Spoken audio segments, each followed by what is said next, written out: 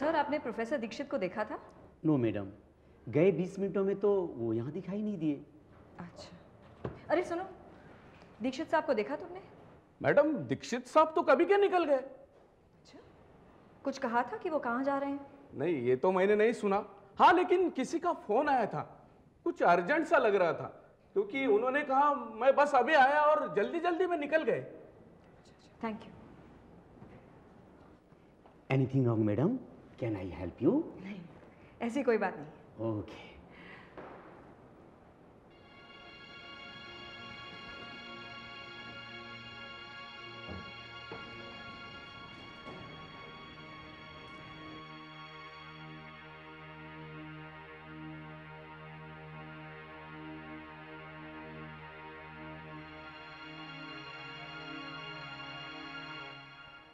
Hello जय। जय, हाँ सुधा। तुम्हें भी क्या हो जाता है कभी कभी? कहाँ भटकते रहते हो? कब से फोन मिला रही हूँ, एक तो बजता नहीं है, जब बजता है तो तुम उठाते नहीं हो। Sudha, I am sorry Jay, sorry. क्या बात है, परेशान से लग रही हो? Are you alright? हाँ? मेरी समझ में कुछ नहीं आ रहा जय। कॉलेज से पता नहीं शरद कहाँ चला गया। घर पे बुआ, आकांक्षा, अनुष्का कोई पहुंचा नहीं अब तक, और स्कूल पे कोई फोन उठा नहीं रहा है। ठीक है, तुम चिंता मत करो, मैं अभी आता हूँ। Don't worry. हाँ, ओके, बी कूल।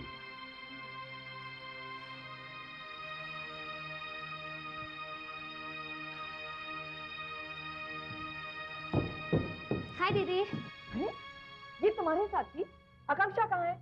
मुझे क्या पता, इसे किसी ने स्कूल में मैसेज दिया कि मेरे घर आ जाए, तो ये वहाँ आ गई बेचारी।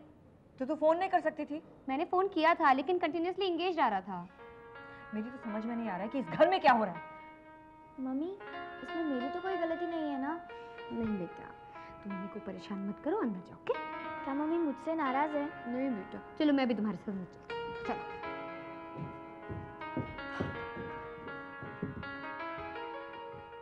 आराम से बैठ, संभाल। अरे बेटी, क्या हुआ? क्या हुआ इसे? कुछ नहीं, जरा सीढ़ियों से गिर गई थी, चोट आ गई है।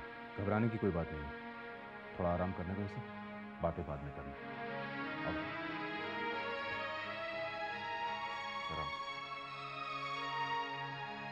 अरे मम्मी, आपका कॉलेज के लिए देरी हो रही है, आप जाइए।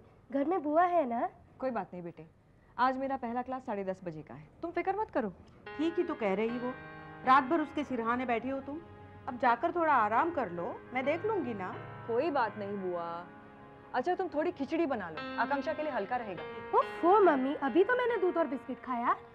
बेटे, तुम जिद मत करो, शरीर में ताकत आने के लिए जरूरी है कि कुछ ठोस खाना पेट में जाए। पर मम्मी, मुझे भूख नहीं है। जब तक बुआ खाना बना लेगी, भूख लग जाएगी। तुम और अनुष्का साथ में खा लेना। वैसे अनुष्का, आज तुझे स्कूल नहीं जाना? नहीं, आज मैं स्कूल नहीं जाऊंगी। क्यों? क्योंकि मम्मी और पापा कॉलेज जाएंगे ना, तो मैं तुम्हें अकेला कैसे छोड़ सकती हूँ? क्यों? घर में बुआ नहीं है? बुआ को घर का दूसरा काम नहीं है क्या? देखा, कितनी समझदार हो गई है तुम्हारी छोटी बहन। इसी की तो सजा भगवान ने मुझे दी है। मतलब? तुम्हें सताया जो था, इसी की तो सजा भुगत रही हूँ मैं। लेकिन मैंने तो भगवान से ऐसा कुछ नहीं कहा था। पगली, भगवान को कहने की जरूरत नहीं पड़ती। मम्मी कहती है कि भगवान अपने आप ही समझ जाते हैं कौन अच्छा है और कौन बुरा। मेरी दीदी बुरी नहीं है, तुम मुझसे बड़ी हो ना, और बड़ों का तो काम ही है छोटों को डांटना। मम्मी और पापा भी हमें डांटते हैं ना गलत बिहेव करने पर। अच्छा सुनो, अब मैं तैयार होके कॉलेज जा रही हूँ। तुम आकांक्षा का ठीक से ख्याल रखना, बुआ को सताना मत। Okay, bye. Bye mummy. Hello, कब से फोन लगा रहा हूं मैं। अच्छा सुनो जरा, थोड़ा प्रोग्राम बदल गया है, सब लोग घर पर ही हैं, आकांक्षा के लिए। हाँ, तुम फोन मत करना, मौका देखकर मैं ही कर लूंगा। ओके, मैं रखता हूं। आकांक्षा, चलो अब बहुत हो गया, ये दूध पी लो और फिर अपने रूम में जाकर आराम कर लो। मम्मी, मुझे अभी दूध पीने का बिल्कुल भी मूड नहीं है। अरे, इसमें मूड का क्या है? ये जरूरी है, नहीं तो ताकत कैसे आएगी? चलो। अच्छा, आप रख दो, मैं बाद में पी लूंगी। आकांक्षा, तुम हर बात के लिए बहुत जिद करती हो। कम ऑन, ड्रिंक इट, सब लोग तुम्हारी वजह से घर पर हैं। पर पापा। पापा वापा कुछ नहीं, दूध पियो वरना जबरदस्ती पिलाऊंगा।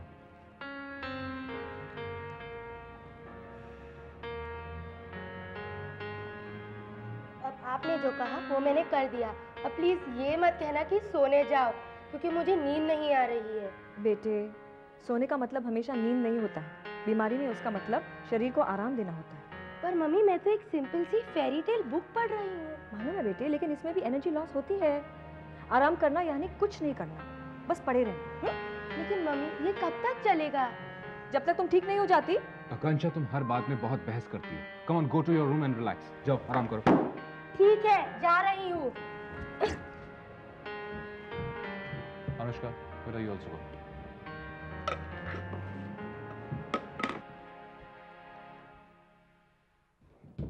हाय मासी। हाय स्वीटी। मम्मी देखो मासी आई है। हाय। हाय। आकांक्षा कैसी है अब? कहाँ है वो?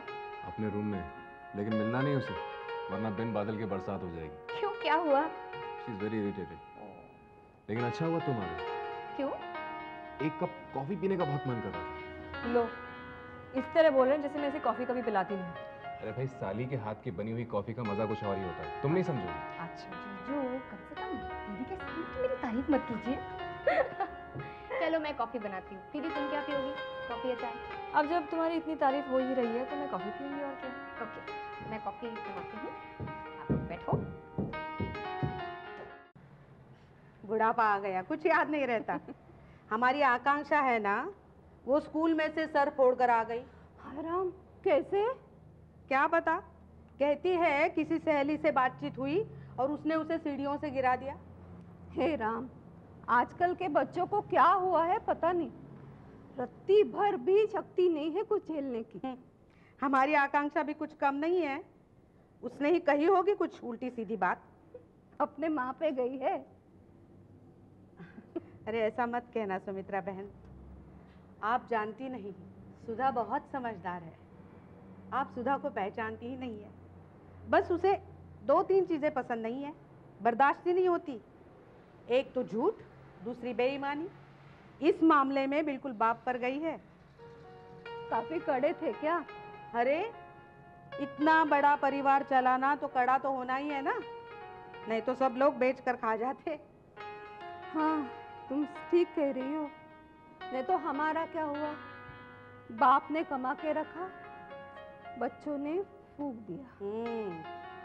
मैं तो कहती हूँ सुमित्रा बहन, भगवान ने जब पुरुष को बनाया ना तो उसे बता दिया, बस उड़ाते जाओ, फेंकते जाओ।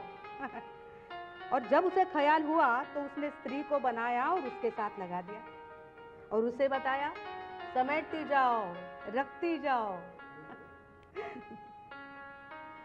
जिस किसी ने भगवान की बात मानी वो सुखी हुए, जिन्होंने नहीं मानी वो दर दर की ठोकरें खा रहे हैं। हाँ, ठीक कहती हो पार्वती बहन तुम तो। एक बात कहूँ? हाँ?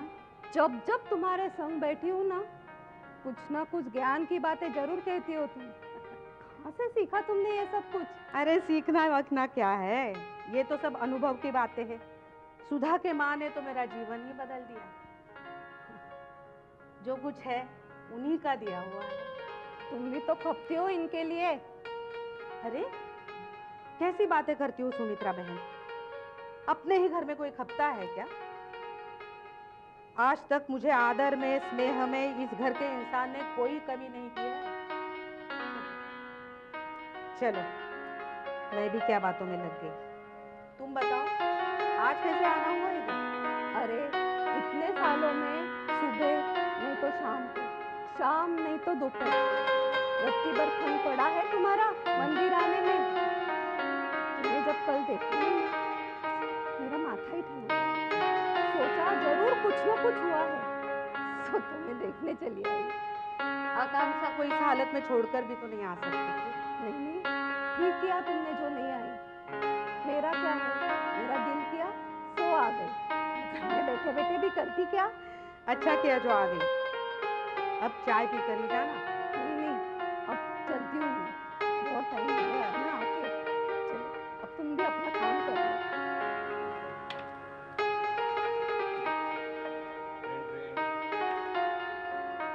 बुआ जरा फोन देखना।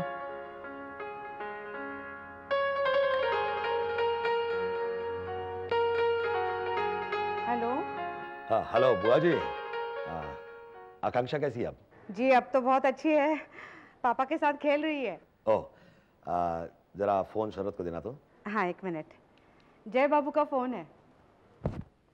हेलो जय अंकल, मैं आपसे कट्टी हूँ। कट्टी क्यों हो? मेरी उन चॉकलेट्स का क्या होगा जो मैंने तुम्हारे लिए खास स्विट्जरलैंड से मंगवाई है? मुझे नहीं चाहिए आपकी चॉकलेट, मैं बीमार थी तो आप मुझे मिलने क्यों नहीं आए? अरे देखो क्या है आकांक्षा, मैं उन चॉकलेट्स का पार्सल आने के लिए इंतजार करते रहा, इसलिए मैं नहीं आ पाया। अब मैं आपकी किसी भी जोक पर नहीं हंसूंगी। ये जोक नहीं है। देखो मैंने तो हेलीकॉप्टर भी बुक करा रखा है ताकि मैं जल्दी फुर्सत मिलते ही तुमसे मिलने आ सकूं। अब मैं आपकी किसी भी बात को नहीं सुनूंगी और ना ही किसी को आपसे बात करने दूंगी। बाय। हेलो हेलो अरे आकांक्षा ये क्या कर रही हो? आकांक्षा दिस इज टू मच। और आप ही सुन लीजिए पापा, आप भी उनसे बात नहीं करेंगे और अगर आपने उनसे बात की तो मैं आपसे भी कटती। हेलो, हाँ जी 1 मिनट। हेलो, हाँ सॉरी यार, उसने फोन उठाने का मौका नहीं दिया। नहीं, उसका नाराज होना बिल्कुल सही है। अरे भाई क्या करूं, मैं आ ही नहीं सका उससे मिलने के लिए। इतनी सारी जिम्मेदारी मेरे सर पे आ गई है, साहित्य मंडल, चीफ गेस्ट, प्रतियोगिता वगैरह वगैरह। I just couldn't find time to come and see her. Sorry. वो दरअसल क्या है ना कि जब से बीमार हुई है थोड़ी चिड़चिड़ी हो गई है। नहीं कोई बात नहीं। कैसी है आप वो? ठीक है, बेटर है पहले से। कल से स्कूल जाएगी शायद। ओह आई सी, तो बहुत अच्छी बात है। फिर तो मुझे जल्दी ही उसे मिलने के लिए आना चाहिए। डोंट वरी, मैं संभाल लूंगा। अच्छा सुनो, तो फिर कल से तुम लोग भी आ रहे हो ना? क्यों, कोई खास बात है? अरे आजकल एक ही खास बात है, सुधा का प्रमोशन। भाई उसकी उपस्थिति बहुत जरूरी है, वरना उसकी अनुपस्थिति का फायदा ले खूब जम के ले रहा है। अच्छा ठीक है, मैं सुधा को बता दूंगा। क्यों, अब वो घर पे नहीं है क्या? यहाँ से तो जल्दी निकली थी। हाँ है, लेकिन थोड़ा आराम कर रही है, थक गई थी। उठा दूं क्या? नहीं कोई बात नहीं, मैं रात में दोबारा फिर से फोन करूंगा। लेकिन वो दोपहर के बाद वाली मीटिंग में आ रही है, मैं घर पर रहूंगा। फिर तो मैं यही उससे बात कर लूंगा। चलो ओके, टेक केयर। हाँ बाय बाय।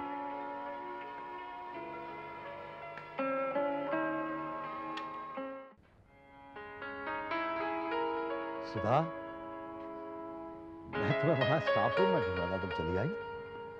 आकांक्षा के स्टिचेस निकलने तक घर समय पर पहुंचना पड़ता है, नहीं तो वो बुआ को तंग कर देती है। मैं भी सोचता हूँ कि आज उसे चल के देख ही लूं।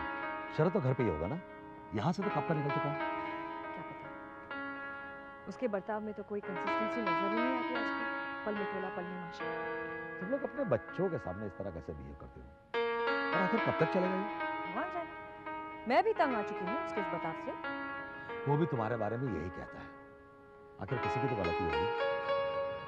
उसकी नजर में तो गलती हमेशा मेरी होती है जय, और कौन जाने शायद हम दोनों ही सही हैं। तुम दोनों ने प्रेम विवाह किया है, शायद ही इस पर किसी को विश्वास हो। कभी कभी मुझे भी इस पर विश्वास नहीं होता है। वो तो अजनबी लगने लगा है आजकल। मुझे लगता है कि शादी के पहले जो प्रेमिका होती है, शादी करने के बाद वो पत्नी बनकर प्रेमिका का गला घोंटती है। और अगर मैं यही बात प्रेमी के बारे में कहूँ तो शादी के बाद वो पति बनकर प्रेमी का गला घोंट देता है। तो मैं कहूंगा कि तुम सही कह रही हो। वो कहता है कि इकोनॉमिक्स ने मुझे रूखा बना दिया है, और मुझे लगता है कि साइकोलॉजी पढ़ाते पढ़ाते वो खुद अपने मन का कंट्रोल खो चुका है। ये तुम कैसे कर सकती हो? ठीक से बता नहीं सकती, पर आए दिन घर में ब्लैंक कॉल्स बढ़ते जा रहे हैं, और वो बिन बताए किसी भी वक्त निकल जाता है। पूछो तो मुझ पर पहरेदारी करने का इल्जाम लगाता है। मुझे लगता है कि तुम कुछ शक्की सी हो गई। वो भी तो यही कहते हैं, और फिर मेरे बिहेवियर की एनालिसिस करके खुद परिणाम सुना देते हैं कि ये मेरे मन का खेल है। सुधा, मैं नहीं समझता हूँ कि तुम्हारी आपसी रिलेशनशिप में मुझे बोलना चाहिए, और ना ही मेरा कोई अधिकार भी है। लेकिन जहां तक मैं तुम्हें कॉलेज के जमाने से जानता हूँ, तुम होशियार हो, कर्तव्यबद्ध हो, और तुम्हारी विशिष्ट पहचान है अपने मायके को लेकर। मुझे लगता है कि शायद यही कुछ गड़बड़ भी है। मतलब? देखो ना, वो हमेशा इस तनाव में रहता है कि जिस घर में वो रहता है वो घर उसका नहीं बल्कि तुम्हारा है। अब कोई ऐसा सोचे तो कौन क्या कर सकता है? किसी की सोच पर तो अंकुश नहीं लगाया जा सकता। नहीं, बिल्कुल नहीं, लेकिन उसके दिमाग में ये बात आई कहां से? कभी गौर से सोचा तुमने कि कहीं तो कुछ भूल हुई? नहीं, इत्मीनान से सोचिए, कुछ तो सोर्स हो गई। सुनीला बहुत दिनों के बाद आई है, कुछ पते की बात करें। क्या मतलब? बहुत दिनों से कोई शर्त नहीं लगाई, आज लगाए? हाँ यार हाँ, चलो ना, let's start some new thrilling idea. अरे नहीं यार, रहने तो छोड़ो, एक काम करते, नई पिक्चर देखने चलते हैं। अरे किसी पिक्चर से ज्यादा थ्रिल तो तेरी शर्ट में है। हाँ हाँ यार, ये सही कह रही है। चलो सुनीला, प्लीज भाव मत खाना देखना। ओके चलो। चलो कॉरिडोर चलते हैं, घड़ी में 1 बजने वाला। देखो अपनी घड़ी मिला लो। ओके, घड़ी में 1 बजते ही जो भी आदमी हमारे सामने से पहले गुजरेगा, मैं उसे अपना दीवाना बनाऊंगी। ओके ओके चलो।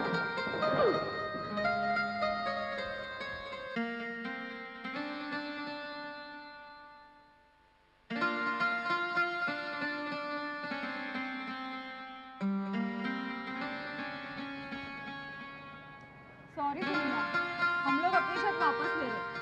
क्यों? अब तो इस शर्ट का मजा और भी दुगना हो गया। चल बोल, कितने की लगी?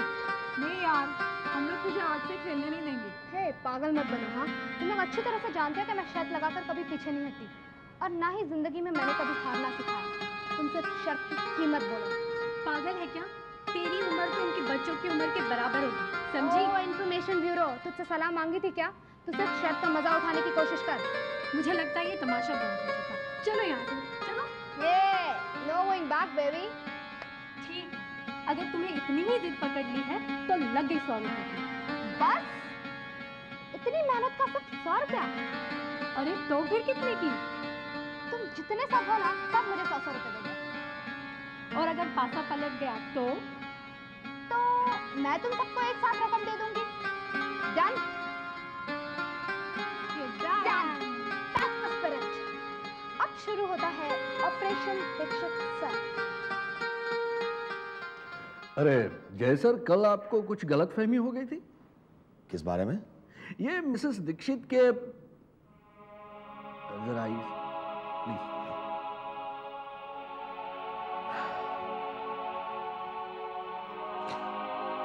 कहिए, क्या कहना चाहते हैं? ये मिसेस दीक्षित के प्रमोशन के बारे में हम सिर्फ इतना कहना चाहते थे कि अगर सीनियरिटी का सवाल है तो कुछ और लोगों के बारे में भी सोचना चाहिए, क्योंकि अगर ये प्रथा हो गई तो भविष्य में किसी को भी तकलीफ हो सकती है। इन दैट केस आपको भी हो सकती है। ओह आई सी। लेकिन Lele sir, are your consideration really so noble? क्यों, आपको कोई शक है? नहीं, आप सीनियरिटी किसे मानते हैं? व्यक्ति के उम्र में या उसके गुणों में? भाई मेरे ख्याल से तो उम्र और इयर्स ऑफ सर्विस को ही सीनियरिटी का मापदंड होना चाहिए, और फिर गुणों की सीनियरिटी कोई कैसे नाप सकता है? लेले सर, स्टूडेंट्स को हम लोग एग्जामिनेशन में उनके मार्क्स पर ही जज करते हैं। जब आप इस कॉलेज में नौकरी के लिए आए थे तो मेरे ख्याल से मैनेजमेंट ने आपके गुणों के आधार पर ही आपको चुना गया था। इस बात को शायद आप भूल गए। आई एम सॉरी, आपकी ये दलील मेरे पल्ले नहीं पड़ रही है। Thank you very much. Thank you.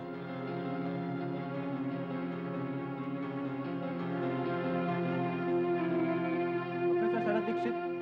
अरे कदम, क्या बात है भाई, किसकी खुशी अपनी झोली में ले आए हो? लेटर है आपके लिए।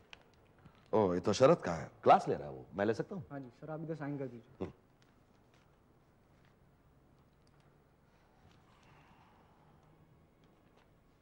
Thank you.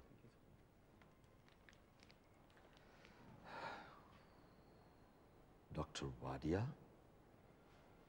पुणे।